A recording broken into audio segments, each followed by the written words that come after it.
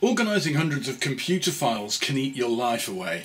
I'm thinking in particular of the digital photos, audio files and movies that teachers take during the course of a school day. Where do you get the time to sort them all out, title them, put them where you can find them and so on? It's a nightmare. Well, we've spoken before about what a great thing cameras are in class. They can be used for capturing evidence, documenting learning, sharing good ideas and work, focusing the learners, consolidating the learners. It's an almost endless list of classroom goodness. I'm also a big fan of digital recorders and video cameras like flip style camcorders. All of these pieces of technology are excellent things to use in your teaching, but they all generate yet more work for you once the school day has ended. And what do you do with all those files? Let's just look at the cameras first of all. This one saves the pictures on an SD card. These are almost a standard feature now, although some manufacturers still use different types of cards, but chances are that your camera will use the SD card. These cards just fit into slots sometimes on your computer or into adapters that can plug into a USB socket on your computer, like this one. All the different sizes of card, all the different slots for all the different manufacturers that might be around.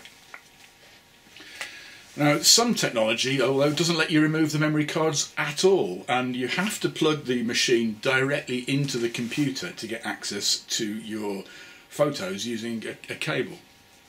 My worry on both counts is at some point something will wear out with all this plugging in and unplugging. The SD card on the camera itself, of course, the SD card socket on a computer, the USB socket in the camera. But you know what, that's just the way it is. At some point you'll have to get a new one. I think in the very near future, of course, it'll all happen wirelessly. We won't have to worry about unplugging and plugging things in. But at the moment, wireless cameras and wireless cards are premium products. They are expensive at the moment, but they do exist. Camera manufacturers and computer operating systems all behave differently, so there are a few things to think through. When a camera takes a photo, it saves on the card a name, a date and a time, and the information about the photo itself. Now, the name is usually something numerical or some code, and it's not really much help to the photographer. But the date and time, though, of course, that could be great information if you are trying to organise your photos by lesson. So if you sort your photos by date and time, it is easier to then file them into folders by lesson and class and identify, a particular folder of a photo for a particular activity. In that case, you don't have to worry about the title. Just organise your photos by date and time. If you specifically want to give the photo a name, then of course you can. David Smith, reading a poem, year 5, that kind of thing.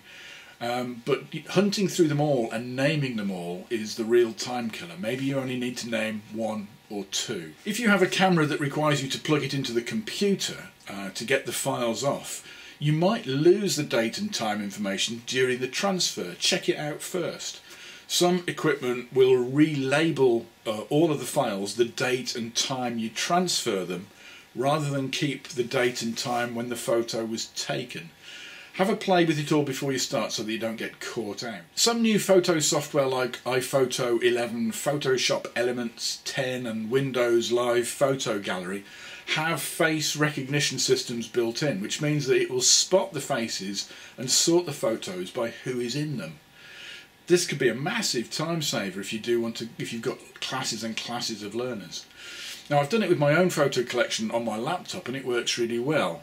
You still need to train the computer to recognise the faces, and that can take a bit of time, but it's great. You still don't need to title the photos unless you really want to. You get the computer to sort them and then look inside the photos and name the people who are in it for you. It could be a really good thing for teachers. But the clever answer to naming files is to get the learners to do that for you. Or a better way to put it is to get the learners to do that for themselves. Perhaps let learners have 10 minutes on the computer at the end of a lesson, or find their photos and add their name to the title. Appoint some IT crew, for example, to get the organising and managing done for you. Appoint a photo monitor, that sort of thing. Self-management is one of the PLTS, personal learning and thinking skills, so what better way of getting them to manage their own work by managing the recording of their achievements and evidence of their learning. Get the learners to do the work, don't just work harder yourself, something I keep saying over and over.